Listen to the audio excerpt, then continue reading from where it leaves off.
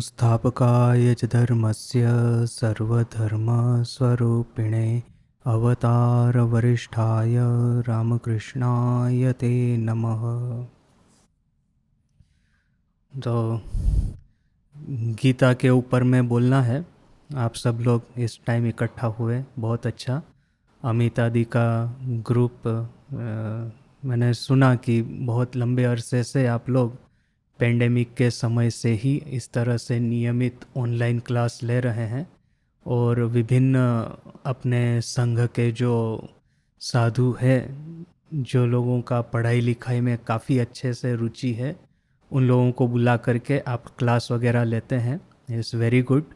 क्योंकि देखिए कि इस जगत में कलयुग में ठाकुर कहते हैं अन्नगत प्राण, अर्थात कि तपस्या करने की, जैसे कि वो ध्रुव ने अभी कितने हजार साल तक एक पैर पे खड़े रह करके तपस्या की, इस तरह की क्षमता आजकल हम लोगों में होना वो ऑलमोस्ट इम्पॉसिबल है। तो फिर हम लोगों के लिए फिर सेकेंडरी माध्यम क्या है? हमारे संघ के रिवियर्ड प्रेसिडेंट महाराज से एक बार हम मंत्र लेते हैं, उसके बाद में मंत्र जब तो हम नियमित करते हैं, किंतु फिर भी हम देखते हैं कि हमारे पास में यथेष्ट समय रहता है कि जब के अलावा भी कोई धार्मिक प्रवृत्ति की जाए। तो इस तरह की धार्मिक प्रवृत्ति, सतग्रंथ का पाठ, अपने शास्त्रों के ऊपर में स्मरण मनन निदिध्यासन वाचन पठन, यह सब बड़ी ही अच्छी प्रवृत्तियां हैं। और इससे सतग्रंथ के पाठ से और उसके श्रवण से अपनी चित्त शुद्धि होती है। तो आप सब लोग इकट्ठा होकर के इस तरह से साधुओं के प्रवचनों का आयोजन करते हैं, बड़े ही जतन पूर्वक मन लगा करके सुनते हैं, तो बड़ा अच्छा लगा। आप सबको मैं ठाकुर माँ स्वामी जी के पास में प्रार्थना कि उनके आशीर्वाद सतत आप सबके ऊपर बने रहे। अच्छा, अभी आज का जो विषय है गीता, हमको तो पता है कि श्री रामकृष्ण देव ने गीता के बारे में क्या कहा है। सर्वप्रथम तो उनका जो सबसे इम्पोर्टेंट स्टेटमेंट है, उन्होंने कहा है जय राम जय कृष्ण श्री रामकृष्ण तबे तोर वेदांतेर दिख दिए नाई। उनके जीवन का जो आखिरी पल, जो आखिरी समय जो चल रहा था, श्री रामकृष्ण देव के जीवन को हम यदि कुछ पर्वों में बांट दे, तो जैसे कि बाल्य पर्व, जो कामारपुकुर में उनकी जो बाल्य लीला हुई थी वो एक समय, उसके बाद में साधन पर्व, जबकि वो कलकत्ता आए कालीवाड़ी में अपने बड़े भाई के साथ में। सर्वप्रथम तो बड़े भाई उनके राम कुमार पुजारी थे, उसके बाद में श्री रामकृष्ण देव को पूजा का जिम्मा मिला।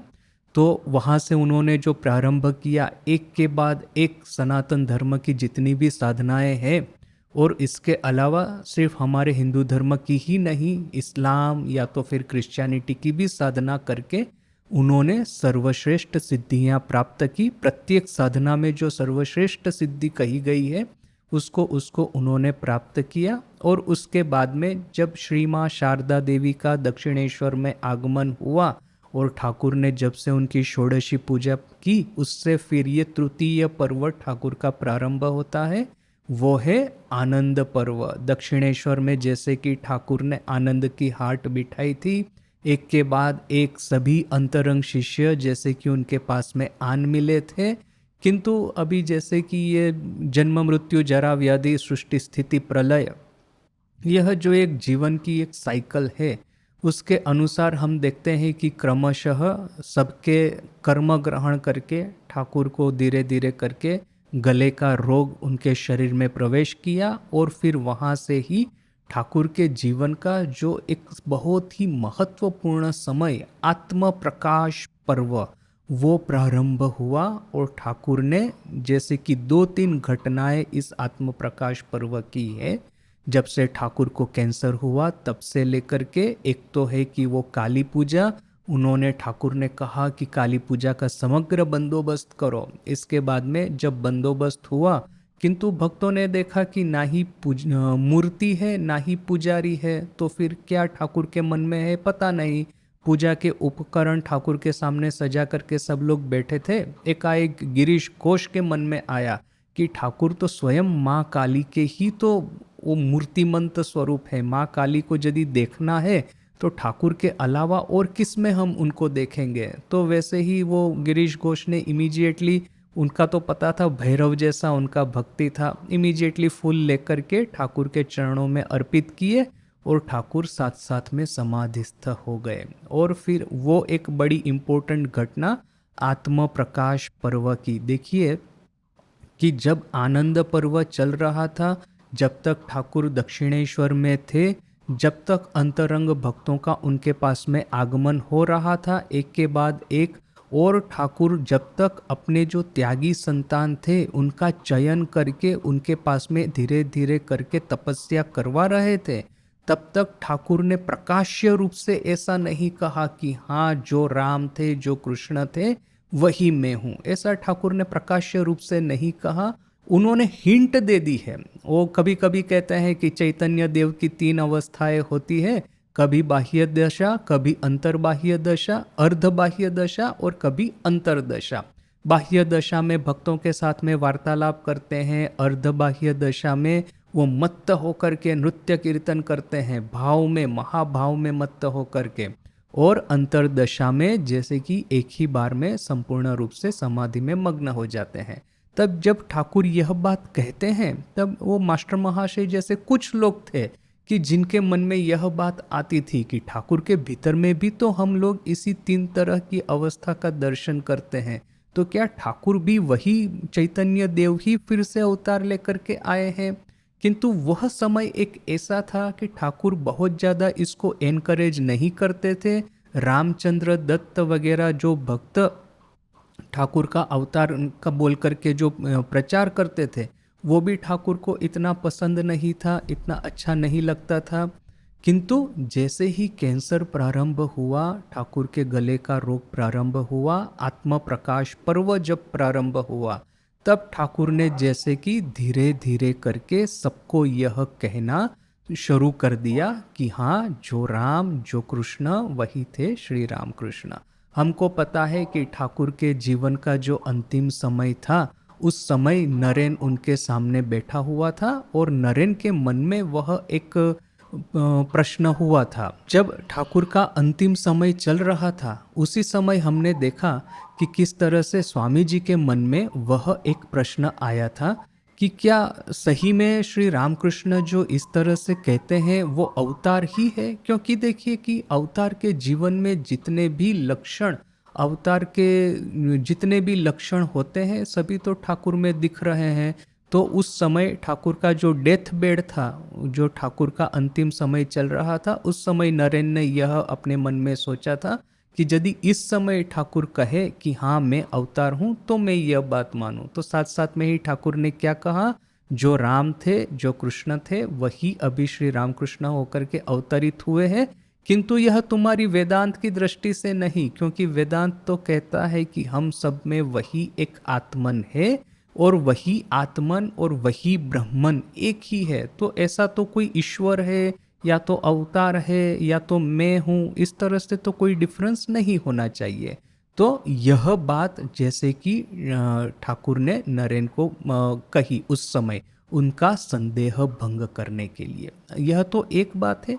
साथ में ही देखिए कि वह जो काशीपुर का पर्व 1 जनवरी की वो बड़ी ही इम्पोर्टेंट घटना कि ठाकुर जब उस दिन थोड़ा सा स्वस्थ महसूस कर रहे थे और जैसे ही बागान में टहलने को निकले और वैसे ही सामने जब उन्होंने गिरीश घोष को देखा और गिरीश को पूछा कि अच्छा तुम जो सबको मेरा अवतार बोल करके प्रचार कर रहे हो ऐसा क्यों कर रहे हो, इमीडिएटली गिरीश घोष उनके पैरों में दंडवत होकर के कहता है कि व्यास और वाल्मीकि जिनके गुणगान गाते थकते नहीं है उनके बारे में मैं क्या कहूँगा। साथ में ही ठाकुर को हमने देखा कि सबको स्पर्श करके कह रहे हैं तुम सबको चैतन्य हो।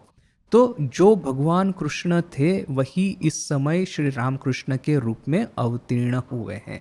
और जिस तरह से भगवान कृष्ण ने गीता का जो संदेश था, उसी संदेश को श्री रामकृष्ण देव ने उसी संदेश को जैसे कि फिर से उन्होंने इस नए आधुनिक युग में स्वामी विवेकानंद के माध्यम से उसका प्रचार किया है।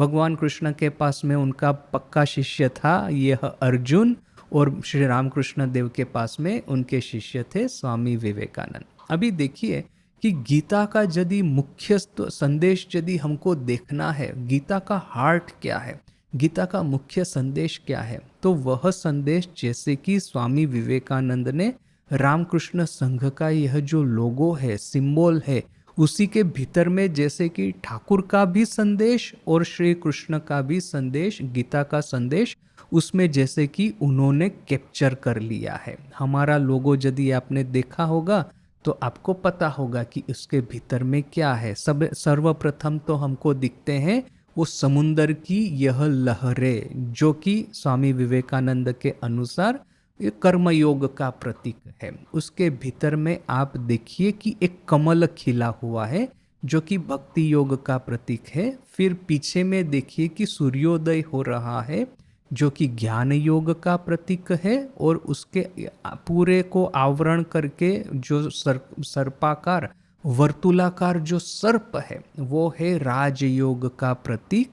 और फिर इनके बीच में जो हंस है वो है जैसे कि परमहंस, हमारी आत्मन।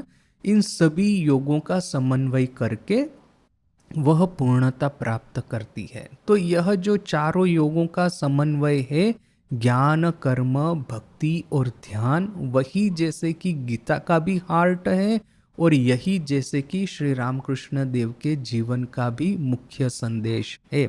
देखिए कि अभी सब समय ऐसा होता है कि जैसे जैसे एक के बाद एक संत महापुरुषों का आगमन होता है, वैसे वैसे ही देखेंगे कि वह उनके शायद वो उनके नाम पे कोई नया सिस्टम न चालू करें, किंतु उनको फॉलो करने वाले जो लोग होते हैं वो कुछ न कुछ उनके नाम पे प्रारंभ कर देते हैं।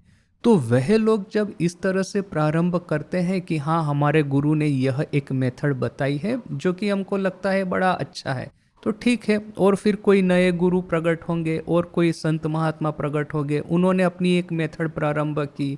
तो ऐसा करके करके बहुत बार देखते हैं कि यह संत, यह महापुरुष, यह एक ऋषि मुनि, यह कोई एक सिद्ध, या तो फिर कोई साधक, या तो फिर यह कोई फिलोसोफर, इतनी सारी साधन पद्धतियां हमको दिखती है, किंतु कोई आम आदमी यह सब विभिन्न साधन पद्धतियों को देख करके कंफ्यूज न हो जाए, इसीलिए बीच बीच में अवतार प्रकट होते हैं, और अवतार का कार्य होता है समन्वय करने का। जितनी भी साधन पद्धतियां हमारे सनातन धर्म में ऋषि मुनियों ने प्रदर्शित करके गए हैं, उन किसी भी साधन पद्धति में आपस में वैमनस्य नहीं है, आपस में विरोधाभास कभी भी नहीं है।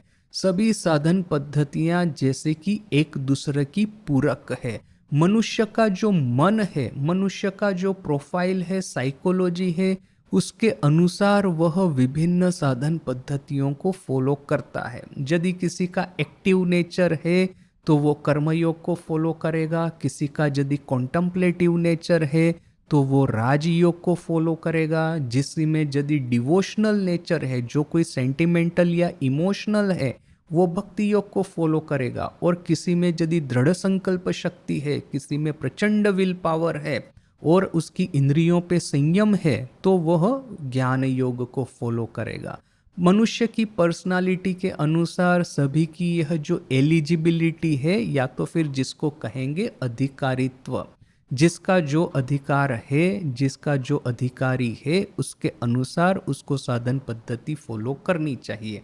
और इसके बारे में हमने देखा भी है, जैसे कि श्री रामकृष्ण देव के पास में जो विभिन्न जब साधक, जो अंतरंग भक्त आते थे, ज़्यादातर भक्तों को ठाकुर भक्ति योग को बारे में ही बताते थे। कहते थे कि ताली बजाते बजाते, हाथ ताली बजाते बजाते भगवान का गुणगान कीर्तन करो, यही तुम लोगों के लिए सर्वश्रेष्ठ साधना है। तो किंतु फिर हमने देखा कि नरेन को जैसे कि ठाकुर अष्टावक्र संहिता सिखा रहे हैं, नरेन को ठाकुर जैसे कि अद्वैत वेदांत का उपदेश दे रहे हैं। और कभी कभी शुरू में जब नरेन यह सब पढ़ता था, तो ये ठाकुर जब कहते थे कि अच्छा तुम अष्टावक्र संहिता पढ़ो, तो नरेन कभी कभी नाराज भी हो जाता था। वो तो ब्राह्मो समाज में जाता था, तो ब्राह्मो समाज वैसे तो निराकार का नाम देते हैं, किंतु वो है पक्के द्वैतिष्ट, अर्थात कि यह ईश्वर, निराकार ईश्वर अलग है और मैं उनसे अलग हूँ। जबकि यह अद्वैत वेदांत में जैसे ही यह जो महावाक्य है उसका श्रवण नरेन करेगा तो साथ साथ में ही वो घबरा जाएगा। वो कहता है ऐसा कैसे हो सकता है कि अहम ब्रह्मास्मि, मैं ही ब्रह्मन हूँ, यह मैं कैसे बोल सकता हूँ, यह तो पाप है। ऐसा बोल करके वो थोड़ा डर जाता था। ठाकुर को कहता भी था कि इस सब किताबों में पाप के बारे में लिखा है, यह सब किताबें जला देनी चाहिए। तब ठाकुर हंसते हंसते कहते थे कि अच्छा, तुमको यदि नहीं पढ़ना है तो मेरे लिए तुम पाठ तो करो, इतना तो तुम कर सकते हो कि नहीं। तो ऐसा करके उन्होंने नरेन को धीरे धीरे करके भुला फुसला करके अद्वैत वेदांत का पाठ करवाया था। तो जिसका जो जो जिस साधन पद्धति का अधिकारी है उसके पास में वो साधन भजन करवाना है।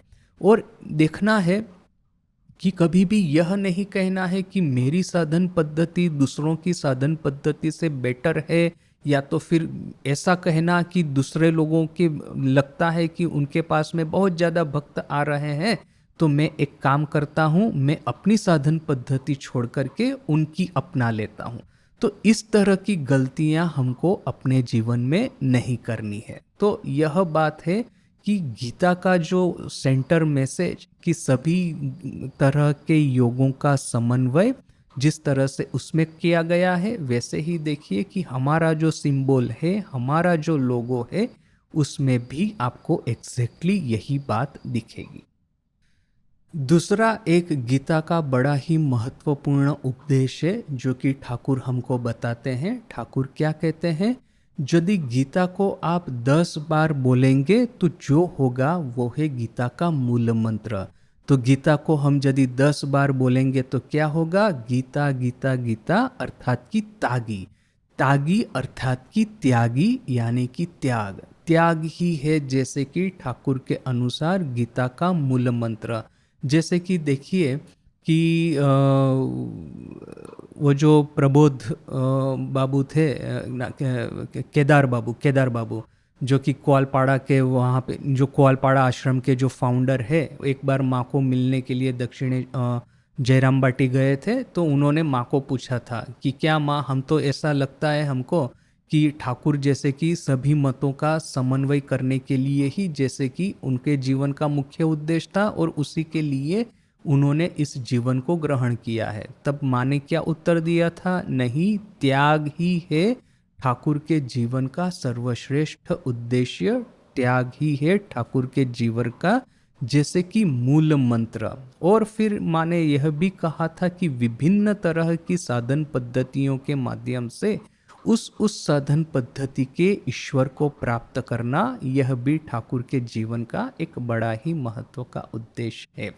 तो अभी देखिए कि त्याग या तो फिर ये मोक्ष प्राप्त करना या तो फिर ये ईश्वर प्राप्ति करना, यही गीता का हमको पता है कि मूल मंत्र है। स्वामी जी कहते हैं कि गीता है जैसे कि उपनिषदों का सार संचय। जैसे कि उपनिषदों में बहुत सारा एक गहन रूप से जैसे कि आत्म तत्व का उपदेश दिया गया है, किंतु उसको समझने के लिए हमारे पास में एक प्रचंड मेधा शक्ति चाहिए। जबकि गीता के भीतर में एक के बाद एक इतने सरल सहज शब्दों में भगवान कृष्ण ने उसी उपनिषदों का सारांश हमारे सामने प्रस्तुत कर दिया है कि जिसको पढ़ करके हमको बहुत ज़्यादा मेधा शक्ति की आवश्यकता नहीं है, यह जानने की आवश्यकता नहीं जैसे कि संस्कृत है या तो फिर संस्कृत का व्याकरण है या तो फिर बहुत गहरी व्याख्याएं हैं कोई कोई शब्दों की। इतना सब कुछ जानने की इतनी कोई आवश्यकता नहीं है। सहज सरल शब्दों में भगवान कृष्ण ने गीता में उसी उपनिषदों का संदेश हमारे सामने रखा है। और कभी कभी मैसेज को रिपीट करना, विभिन्न तरह की साधन पद्धतियों को, विभिन्न तरह की फिलोसॉफीज को बार बार हमारे सामने दोहराना इस 18 चैप्टर में 700 श्लोक्स में। तो देखिए कि हम यदि इसका गीता का यदि सहज रूप से पाठ भी करते हैं तो भारतीय सनातन धर्म का जो मूल है वो हमको बड़ा ही सहज रूप से समझ में आ जाएगा। तो अभी जो हम आज जो मैं करना चाहता हूँ, जो पहला अध्याय है अर्जुन विषाद योग। तो इसका जो अर्जुन जहाँ से बोलने का प्रारंभ करता है, वो मैं एक बार अर्जुन के यह जितने भी श्लोक है वो सब मैं एक बार पाठ कर लेता हूँ। आज हमको पता है कि महाभारत के युद्ध में यहाँ पे एक और पांडव थे और एक और थे कौरव, और फिर बीच में अर्जुन का रथ खड़ा था। तो अर्जुन ने सबसे पहले तो भगवान कृष्ण को कहा कि मुझे यह सब जो सेनाएं हैं, सेनापति है, जो विभिन्न योद्धाएं हैं, इनका एक बार मुझे दर्शन करना है। इन दोनों सेनाओं के बीच में ले जा करके मेरे रथ को ठहराओ। तो भगवान कृष्ण ने भी ऐसा किया, किंतु जैसे ही अर्जुन ने यह देखा कि नज़र के सामने यही चाचा मामा ताऊ या जितने भी उनके रिलेटिव्स है, उनके गुरु थे, वह सब उनके विरोध में शत्रुओं की सेना में खड़े थे। तो एक ऐसा होता है कि जैसे कि मरकट वैराग्य जैसे कहते हैं ना, कि कभी कभी परिस्थिति ऐसी विरोधाभासी हो जाती है कि हमारे मन में एकाएक वैराग्य प्रकट होता है। ठाकुर की एक कहानी है। ठाकुर कहता है कि एक लड़का था जिसको कि नौकरी नहीं मिल रही थी, तो फिर वो घर छोड़ करके चला गया। लोगों ने ऐसा समझा कि वो साधु हो गया है, और वो भी ऐसा दिखावा करता था। किंतु कुछ दिनों के बाद में उस लड़के का पत्र आया कि आप लोग चिंता मत कीजिएगा, मुझे नौकरी मिल गई है। और फिर जो नौकरी हो गई उसकी, तो उसके पैसों में से उसने एक सोने की एक अंगूठी भी बना करके पहनना शुरू कर दिया। तो क्या है कि वो क्यों घर छोड़ के गया था? क्यों? ऐसा नहीं है कि बहुत ज़्यादा वैराग्य आ गया था, या तो फिर ईश्वर पे इतनी श्रद्धा और भक्ति आ गई थी। नौकरी नहीं मिल रही थी, तो यदि नौकरी नहीं मिलती है तो चलो थोड़ा बहुत साधुपन किया जाए, जो साधुगिरी की जाए, गुरुगिरी की जाए। तो ऐसा सोच करके उसने घर छोड़ा था। ऐसा होता है कभी कभी कि यदि बहुत विकट परिस्थितियां नज़र के सामने आ जाती है और फिर हमारे पास में वो साहस नहीं रहता कि मैं किस तरह से इसका सामना करूंगा, तो सामयिक रूप से वैराग्य कभी कभी हमारे मन में प्रकट होता है। तो इसी तरह से ये दोनों जो शत्रु सेनाओं को जब ये अर्जुन ने देखा, तो क्षण भर के लिए उसके मन में यह संदेह प्रकट हुआ। दो तरह के संदेह प्रकट हुए। सर्वप्रथम तो एक तरह का दया भाव आया कि मैं किस तरह से अपने ही स्वजनों की हत्या करूंगा, और इस तरह का प्रश्न होना स्वाभाविक भी है। अभी देखिए कि जब ये युद्ध की ओर जब ये मामला बढ़ रहा था, उस समय तो ये अर्जुन, ये जो पांडव है या तो इवन भगवान कृष्ण है, उन सब लोगों ने बड़ा ही मेहनत किया था, बड़ी ही चेष्टाएं की थी कि कैसे भी करके युद्ध न हो, कैसे भी करके पांडवों को उनका अधिकार मिल जाए। जब उनको इवन भगवान कृष्ण को भी एज ए एम्बेसडर भेजा गया, तो फिर इन लोगों ने क्या कहा कि जो ये जो सुई होती है, वो सुई जितनी जमीन पे खड़ी रहती है उतनी जमीन भी हम आपको पांडवों को देने को तैयार नहीं है। तो फिर चलो आखिर में ऐसा हुआ कि पांडवों को यदि अपना अधिकार चाहिए होगा तो युद्ध करना ही पड़ेगा। तो भगवान कृष्ण की यह जो प्रयास था एज ए आखिरी घड़ी में एज ए एम्बेसडर जाने का, वह भी जब विफल हुआ तब कहीं जाकर के युद्ध की परिस्थिति आई है। किंतु फिर जब युद्ध सामने आ गया तो अर्जुन के मन में यह एक प्रश्न अवश्य खड़ा हो गया कि मैं यह राज्य के लोभ में, यह धन के लोभ में, वैभव के लोभ में मैं यह क्या करने को जा रहा हूँ? मेरे सामने जो मेरे सगे संबंधी खड़े हैं उनका मैं क्या वध करने वाला हूँ? और इनका वध करके यह जो लहू लुहान हुआ, जो यह जो राज्य है, यह जो रक्त से सिंचा हुआ ये धन है, वो मेरे किस काम में आएगा? इस तरह के जो धन, वैभव, राज्य, इसका भोग करके मुझे मिलने वाला क्या है? तो एक तरह की दया भी उसके मन में आई। दूसरा कि देखिए, भले ही चाहे कितने भी बड़े योद्धा क्यों ना हो, एक बार जब शत्रु सेना को अपनी नज़र के सामने देखते हैं तो हृदय के धबकारे तो बढ़ ही जाते हैं। तो यह दोनों जैसे कि रीजन हृदय के अर्जुन के हृदय में खड़े हुए थे कि पहले तो दया, दूसरी ओर है एक तरह का डर कि किस तरह से मैं इतनी बड़ी सेना का सामना करूंगा। देखिए कि अर्जुन ने हमेशा से सही डिसीजन लिया है। जब अर्जुन और ये दुर्योधन दोनों भगवान कृष्ण के पास में सहाय मांगने के लिए गए, तो हमको पता है कि अर्जुन के भीतर में कृष्ण के प्रति जो भक्ति थी, उस लिए वो कृष्ण भगवान कृष्ण सोए हुए थे, लेटे हुए थे, आंखें बंद थी, वो शयन कर रहे थे। तो अर्जुन ने क्या किया, भगवान के प्रति भक्ति है तो उनके पैरों के पास में उसने जाकर के खड़ा रहा। और ये दुर्योधन था, वो बड़ा घमंडी था, तो उसने क्या किया कि भगवान कृष्ण के सर के पास में जाके खड़ा रहा। अभी जब भगवान कृष्ण ने अपनी आंखें खोली तो सर्वप्रथम उनकी नज़र पड़ी अर्जुन के ऊपर में। तो उन्होंने क्या कहा कि देखो आप, मैं तो समझ गया हूँ कि आप दोनों मेरे पास में सहाय मांगने के लिए आए हैं, तो मेरे पास में दो चीज़ें हैं। एक तो है मेरी बड़ी ही पावरफुल सेना, दूसरा है मैं स्वयं। तो आपको जो दोनों में से एक आप मांग लीजिए, दोनों को मैं एक एक दूंगा। तो अभी अर्जुन के ऊपर में प्रथम नजर पड़ी थी, तो भगवान ने कहा कि तुम पहले मांग लो। तो उस समय ये दुर्योधन सोच रहा है कि अरे, यदि अर्जुन इतनी बड़ी सेना को मांग लेगा तो फिर मैं कृष्ण को लेकर के क्या करूंगा, वो ऐसे डर में पड़ा है। किंतु फिर अर्जुन ने क्या किया, अर्जुन ने भगवान कृष्ण को ही चाहा। अभी भगवान कृष्ण ने पहले से ही कह दिया था, मुझे ले रहे हो किंतु मैं हथियार धारण नहीं करने वाला हूँ। किंतु फिर भी अर्जुन ने क्या कहा कि नहीं, मुझे आप ही चाहिए। तब कहीं जाकर के दुर्योधन की जान में जान आई और उसने भगवान की सेना को लेकर के बड़ा खुश हो गया। तो देखिए कि जितने भी माइलस्टोन है युद्ध शुरू होने के पहले, प्रत्येक माइलस्टोन पे अर्जुन जैसे कि सही निर्णय करता है, वो गलत निर्णय कभी नहीं करता।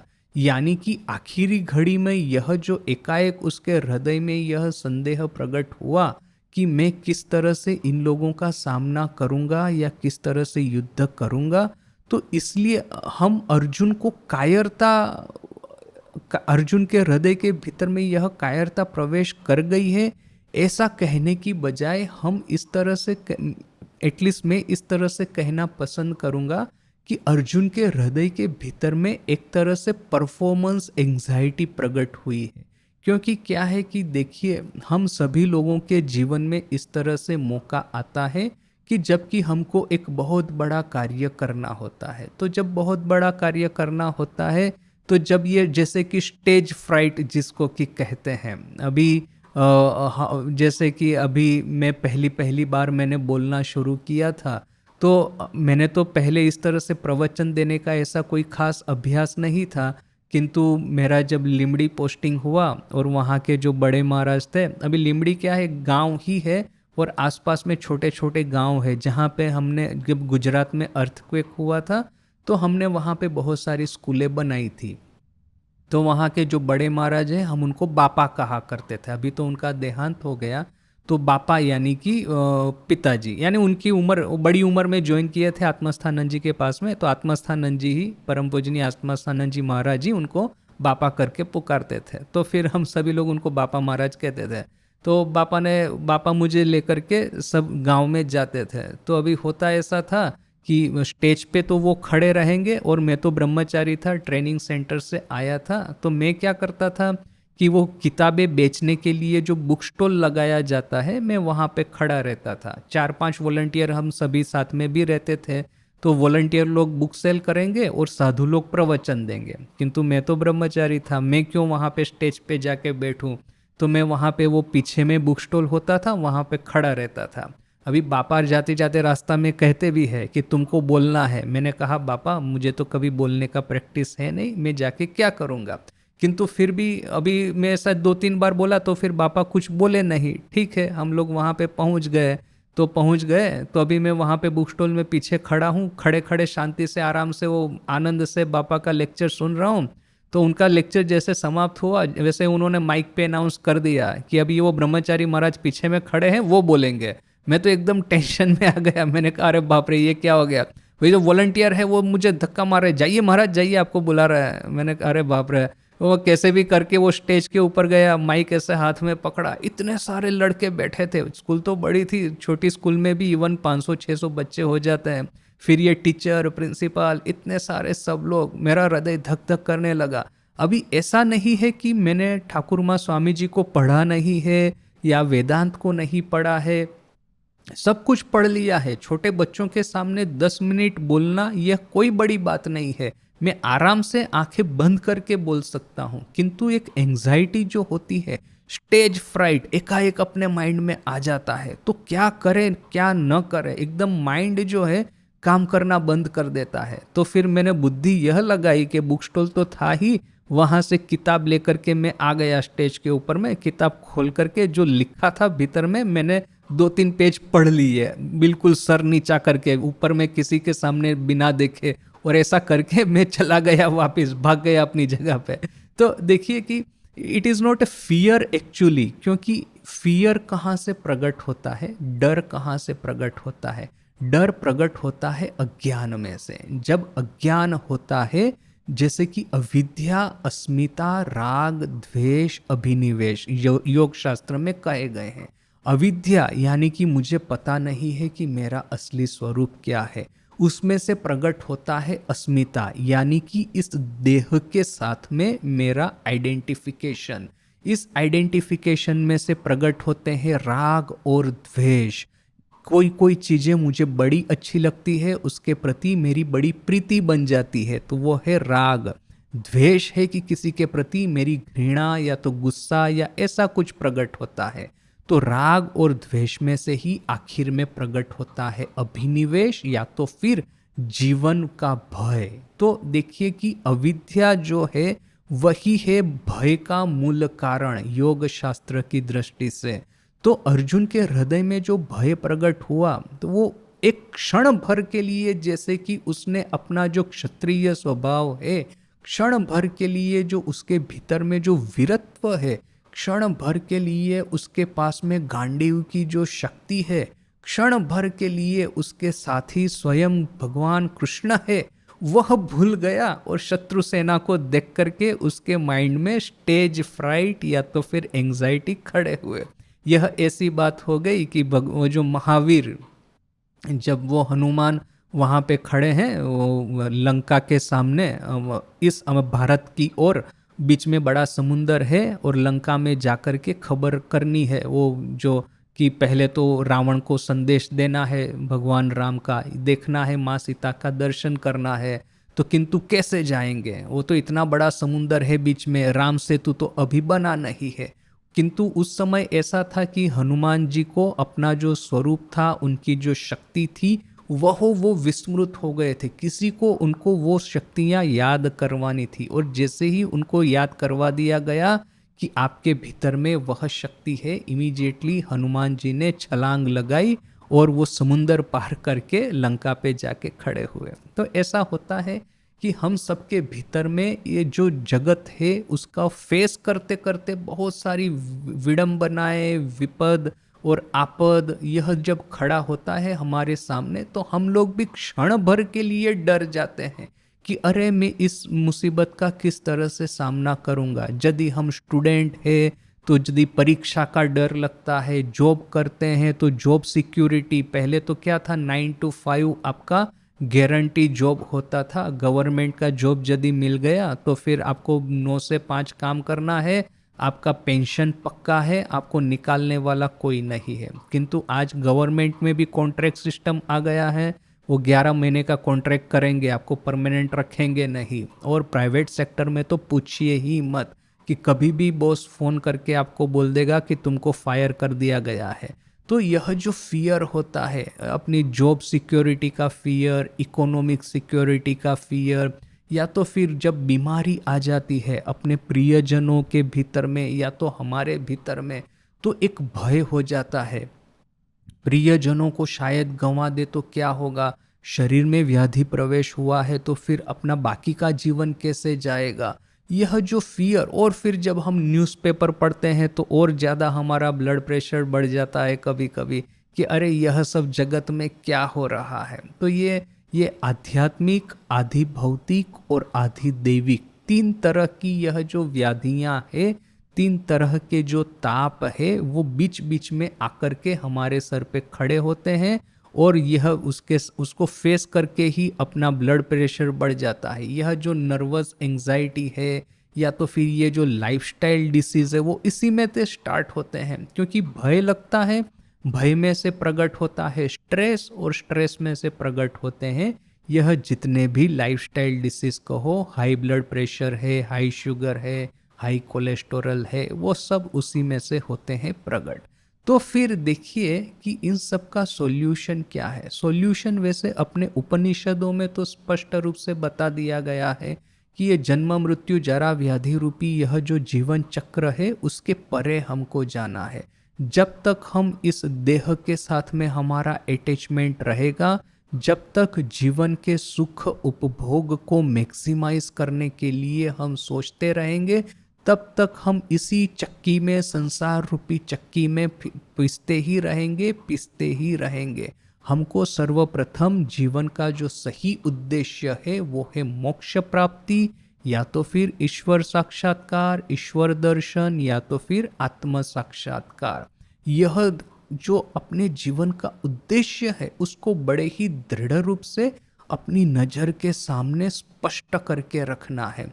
और जैसे ही यह जीवन का उद्देश्य हमारे सामने स्पष्ट हुआ, उसके बाद में ही यह जो चारों योग है, कर्म, ज्ञान, भक्ति, ध्यान, इन चारों का अनुष्ठान यथाशक्ति प्रारंभ कर देना है। कई बार हम लोग सोचते हैं, हमको बताया जाता है कि अपना यह जो सांसारिक जीवन है, अपना यह जो कॉरपोरेट लाइफ है, सोशल लाइफ है, इकोनॉमिकल लाइफ है, पॉलिटिक्स जो है, इन सब को यदि इम्प्रूव करना है तो गीता का पाठ आवश्यक है। गीता में से हम मैनेजमेंट करने के लिए सब बहुत कुछ सीखेंगे। अच्छी बात है, बुरा कुछ नहीं है, किंतु यह कैसा हुआ पता है? बहुत कुछ समय पहले मैं एक इंजीनियरिंग का एक एक्सपीरियंस में पढ़ रहा था। एक इंजीनियर जो कि यह जो थर्ड वर्ल्ड कंट्रीज कहते हैं ना, ये यूरोपियन लोग, हम तो अपने को थर्ड वर्ल्ड कंट्री नहीं कहेंगे, किंतु वे लोग कहते हैं यूरोप वाले कि ये एशिया अफ्रीका के कंट्री थर्ड वर्ल्ड कंट्री है। तो ऐसा ही एक इंजीनियर एक थर्ड वर्ल्ड कंट्री में जाता है, उसको वहाँ पे उनको दीवार में कंस्ट्रक्शन वर्क करने के लिए, दीवार में होल करने के लिए ड्रिल दिया गया था। बड़ा ही सोफिस्टिकेटेड ड्रिल है, ड्रिलिंग मशीन। तो ये जो हाथ से जो ड्रिल चलाना होता है, तो वो पावर उसका सॉकेट में डाल दीजिए, उसका पावर ऑन हो जाएगा, फिर उसका बटन दबाइए, उसके सामने वाला जो लोहे का यह जो होता है वो गोल गोल घूमना शुरू करेगा। उसको आप दीवार में जैसे ही मारेंगे तो वो ड्रिल होना, छोटा सा होल दीवार में बन जाएगा। फिर उसके भीतर में आपको कुछ भी डालना है, नेल डालना है, वो जो कि आप डालना है डाल सकते हैं। अभी ये इंजीनियर ने यह सब ड्रिल दे तो दिया, फिर कुछ समय के बाद में इंस्पेक्शन करने को गया तो देखा कि ये लोगों ने मैसेज किया कि वो ड्रिल मशीन काम नहीं कर रहा है, आप आकर के और कुछ हमको वो जो हथौड़ी वगैरह है वो दे दीजिए। तो ये इंजीनियर कहता है कि अरे भाई, हथौड़ी से दीवार में होल करेंगे उससे बेटर है आपके पास में ड्रिल मशीन। वो क्यों काम नहीं कर रहा है? इंस्पेक्शन करने के लिए वापस गया, देखा तो इन लोगों को पता ही नहीं था ड्रिल मशीन कैसे चलाना है। प्लास्टिक का मशीन था, उसको उल्टा करके वो जो नेल था वो ड्रिल मशीन से उसको हथौड़ी की तरह ही यूज़ करते थे, हैमर की तरह यूज़ करते थे प्लास्टिक का मशीन, वो नेल दीवार के भीतर में डालने के लिए। एक बार आप जोर से मारेंगे प्लास्टिक टूट जाएगा। तो एक्चुअली क्या है कि देखिए, ड्रिल मशीन का उद्देश्य है उसको पावर में उसको डाल करके फिर उसको चलाना, नहीं कि उसको एक हथौड़ी की तरह, एक हैमर की तरह यूज़ करना। तो यहाँ पे भी देखिए कि गीता को हम यदि श्रीमद् भगवत गीता को अपना सांसारिक जीवन अच्छा करने के लिए उसका इस्तेमाल करते हैं, उसके जो टीचिंग्स है उसको इस्तेमाल करते हैं, nothing wrong with that, but we will always have to remember कि श्रीमद् भगवत गीता का एकमात्र जो सर्वश्रेष्ठ उद्देश्य है वो है कि हमको इस संसार के परे ले जाना। किंतु यह बात देखिए कि गीता हमको यह नहीं कहती कि आप अपने समय से आगे त्याग को स्वीकार कीजिए। जैसे कि ठाकुर कहते हैं एक नारिकेल होता है, वो जो कोकोनट होता है, कोकोनट के भीतर में वो जो वाइट वो जो कोकोनट रहता है, बाहर में उसका शेल रहता है, हार्ड शेल रहता है, भीतर में वो जो वाइट खाने वाला कोकोनट रहता है। तो जब कोकोनट कच्चा होता है तो भीतर का वो जो खाने वाला है वो उसकी दीवार के साथ में वो चिपका हुआ रहता है, किंतु जैसे ही कोकोनट वो मैच्योर हो जाता है भीतर का जो है वो सेपरेट हो जाएगा। वो जो कोपरा जिसको कहते हैं उसको आप तोड़ करके, बाहर वाले शेल को तोड़ करके भीतर वाला खाने का पदार्थ आप आराम से उसको सेपरेट कर सकते हैं, खा सकते हैं। तो जब ये वैराग्य है या तो त्याग है, उसको समय के साथ में आना है। प्रीमेच्योर वैराग्य यदि होगा, मरकट वैराग्य, तो यह अर्जुन की तरह होगा। अर्जुन को अपने जीवन का जो कर्तव्य है उस कर्तव्य को समाप्त करना है। वो कर्तव्य को जब वो निष्ठापूर्वक निष्काम भाव से समाप्त करेगा तभी उसके अंत में उसको वैराग्य प्राप्त होगा। इसके पहले यदि वो युद्ध के मैदान को छोड़ करके भाग जाएगा तो फिर क्या होगा, वो वैराग्य मरकट वैराग्य की तरह ही होगा। जैसे कि ठाकुर की एक कहानी है, एक ऋषि मुनि ने जाकर के एक राजा को कहा कि राजा आप वन में आकर के मेरे आश्रम में रहिए और वहाँ पे रह करके तपस्या कीजिए। तो राजा ने क्या उत्तर दिया कि देखिए अभी भी मेरे मन के भीतर में इतनी कामना वासनाएं है कि यदि मैं आश्रम में आकर के रहूँगा तो आश्रम में एक मैं दूसरा राज्य खड़ा कर दूंगा। क्यों? क्योंकि राज्य चलाना यह सब कब होता है, मन के भीतर में संसार के प्रति, कामना वासनाओं के प्रति स्ट्रॉन्ग एक अट्रैक्शन रहता है, उसी में से ये कर्म प्रारंभ होते हैं और ये सकाम कर्म में से ही तो फिर ये राज्य शासन वगैरह चलता है। तो जब तक हमारे कर्मों की संशुद्धि नहीं होती, जब तक संस्कार की संशुद्धि नहीं होती, तब तक हम यदि जोर जबरदस्ती करके वैराग्य धारण करेंगे तो वैराग्य मरकट वैराग्य की तरह, जैसे वो लड़का नौकरी नहीं मिल रही है, घर छोड़ के चला गया, फिर कुछ दिनों के बाद जब नौकरी मिल गई तो वो घर में पत्र लिखता है कि अब चिंता मत कीजिएगा, और एक अंगूठी भी उसने खरीद कर ली। तो ऐसा कुछ हो जाता यदि अर्जुन उस समय अपने कर्तव्य का पालन नहीं करके युद्ध क्षेत्र छोड़ करके चला जाता, तो फिर वो जंगल में जाता, वन में जाता, जहाँ कहाँ पे भी जाता, वो कभी भी शांति से सुख से नहीं रह पाता। और इसीलिए देखिए कि भगवान ने उसको उपदेश दिया कि देखो तुम यह संसार में रहो या तो फिर संसार हमारे लिए है। अर्जुन को कहा कि तुम इसी कुरुक्षेत्र के युद्ध में सर्वप्रथम युद्ध करके अपना जो कर्तव्य है उसको समाप्त कर दो। जैसे ही समय जाएगा, युद्ध समाप्त होगा, तुम्हारी भी कामनाएं वासनाएं साथ साथ में ही समाप्त हो जाएगी। इसके बाद में यदि ज्ञान के मार्ग पे, त्याग और वैराग्य के मार्ग पे आगे बढ़ना है तो तुम बढ़ना। तो ऐसा हुआ भी सही। कुरुक्षेत्र का युद्ध समाप्त जब हुआ, पांडवों ने क्या किया, परीक्षित को सब राज्य वगैरह दे दिया और अपने से उन्होंने स्वर्गारोहण की यात्रा प्रारंभ की। तो वो जो स्वर्गारोहण की यात्रा जब उनकी सफल इसीलिए हुई क्योंकि उन्होंने युद्ध करके युद्ध का अपना जो कर्तव्य था वो समाप्त कर दिया था। उसको समाप्त करने से पहले यदि स्वर्गारोहण की वो यात्रा करते तो पता नहीं रास्ते में क्या हो जाता, वो कभी सफल नहीं होती।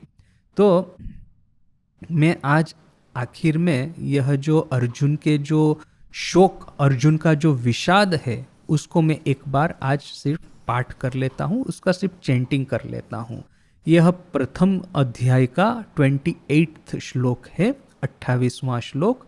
अर्जुन उवाच दृष्ट्वेवं स्वजनं कृष्ण युयुत्सुं समुपस्थितं सिदन्ति मम गात्राणि मुखं च परिशुष्यति वेपथुश्च शरीरे मे रोमहर्षण जायते गाण्डीवं संस्तते हत्वा तच्चैव परिदह्यते न च शक्नोम्यवस्थातुं भ्रमतीव च मे मनः निमित्तानि च पश्यामि विपरीतानि केशव न च श्रेयोनुपश्यामि हत्वा स्वजनमाहवे न कांक्षे विजयं कृष्ण न च राज्यं सुखानि च किं नो राज्येन गोविन्द किं भोगैर्जीवितेन वा येषामर्थे काङ्क्षितं नो राज्यं भोगा सुखानि च त त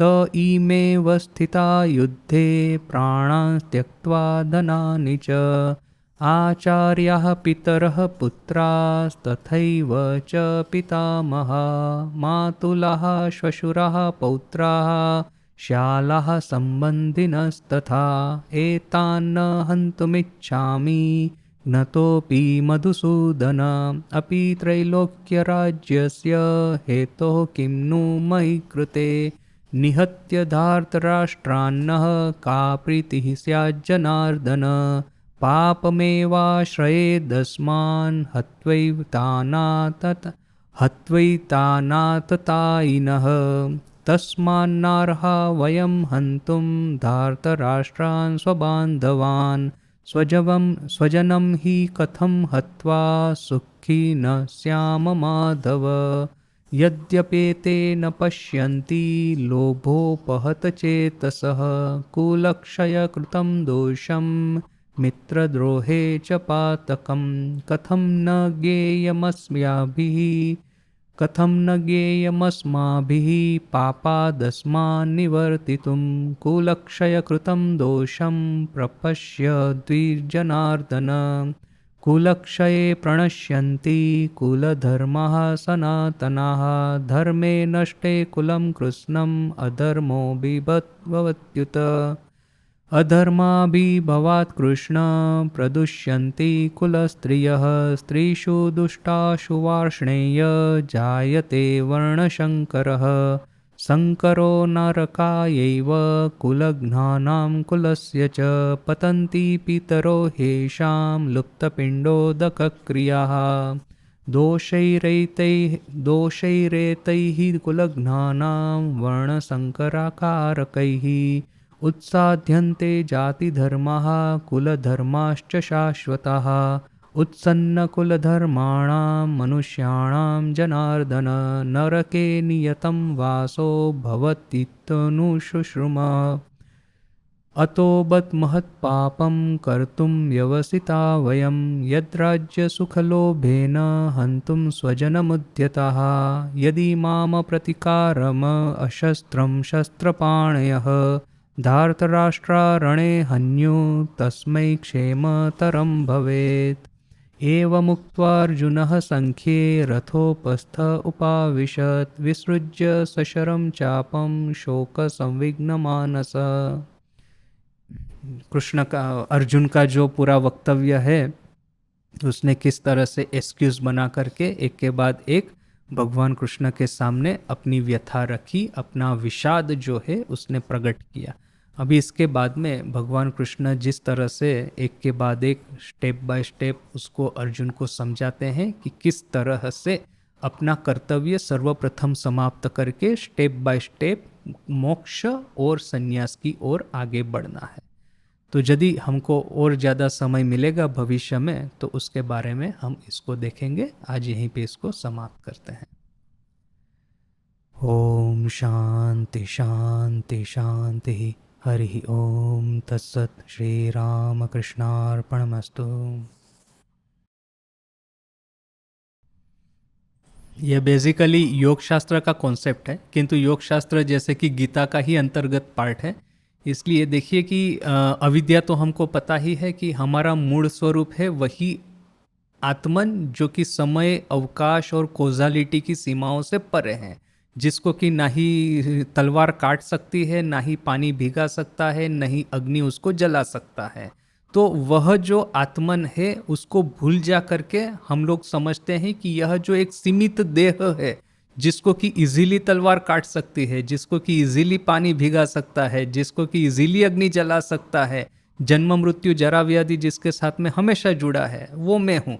तो यह हो गई अविद्या। और अविद्या जैसे ही मैंने अविद्या का जो आवरण जैसे ही हुआ वैसे ही मैंने सोचना शुरू कर दिया कि मेरा नाम है कृष्ण सखानंद, मेरा जन्म हुआ है अभी यही 30, 35, 40 साल पहले, और अभी और इतने कुछ साल जाएंगे तो फिर मैं मर भी जाऊंगा। तो यह एक कनेक्शन बैठ गया है छोटे से देह के साथ में। उसके बाद में होता क्या है, राग और द्वेष। कुछ कुछ चीज़ें हैं जो कि मुझे पसंद है और कुछ कुछ चीज़ें मुझे नहीं पसंद है। जैसे नहीं पसंद होने वाली चीज़ों में मैं एक बात बताऊं कि यह नॉर्थ इंडिया में ज़्यादातर समय में बिताया है, तो वहाँ का जो टेस्ट है खाने का और यहाँ जो साउथ इंडिया का खाना वो बड़ा डिफरेंट लगता है। कभी कभी लगता है यहाँ का खाना कभी अच्छा नहीं लगेगा, तो फिर मैं क्या करूँगा ऐसा करके। किंतु देखिए कि साधु हुए हैं तो फिर जिह्वा का टेस्ट तो नहीं होना चाहिए। जो अस्वाद व्रत जो होता है वो तो हम सब, क्योंकि कभी भी कहीं पे भी पोस्टिंग हो सकता है। पहली बार मैं जब बेलूर मठ में गया था तो वहाँ का खाना नहीं अच्छा लगता था, किंतु बेलूर मठ छोड़ करके जाएंगे कि भी कहाँ, वो तो अपना घर है। तो फिर कैसे भी करके वो खाने का हैबिट बनाया। तो यह जो राग और द्वेष, यह चीज़ मुझे अच्छी लगती है, यह चीज़ अच्छी नहीं लगती। अभी अभिनिवेश कहाँ से प्रकट होता है? ये भय लगता है कि जो चीज़ मुझे अच्छी लगती है वो मेरे पास में से छीन ली जाएगी, और जो चीज़ मुझे अच्छी नहीं लगती है मुझे कभी जोर जबरदस्ती करके उसको करना पड़ेगा। जैसे कि मुझे अच्छा लगता है नॉर्थ इंडियन खाना, तो वो खाना मेरे से छीन लिया जाएगा, तो फिर मैं इस तरह से मैं कुछ भी नहीं जैसे कि जॉब है, जॉब सिक्योरिटी है, वो बड़ा ही कि ऐसा कुछ भी नहीं करना है जिससे कि अपने जो बॉस होते हैं वो अपने से नाराज हो जाए और मुझे नौकरी से निकाल दे। तो वो भय बना है। भय क्यों बना है? क्योंकि मुझे जॉब सिक्योरिटी चाहिए। और जॉब सिक्योरिटी क्यों चाहिए? क्योंकि मुझे संसार चलाना है। संसार क्यों चलाना है? संसार के प्रति आकर्षण है। और किस चीज़ के प्रति मेरा घृणा है या तो अच्छी नहीं लगती, तो जिन लोगों को मैं भिखारियों को देखता हूँ रास्ते पे आते जाते, उन लोगों जैसा मुझे नहीं बनना, उन लोगों के प्रति मेरा द्वेष है। तो उन लोगों जैसा मैं न बन जाऊं, नौकरी मेरी न छीन जाए, उसके लिए मुझे जो वहाँ पे कहा जाएगा वो एथिकल हो ना कि अनएथिकल हो, मुझे उसको करना है। तो वो डर के मारे जो कर रहा हूँ, तो डर इसी में से प्रकट होता है कि मेरी पसंद की चीज़ मेरे हाथ से न चली जाए, जो चीज़ मुझे नहीं पसंद है उसको मुझे कहीं कंपलसरी न करना पड़े।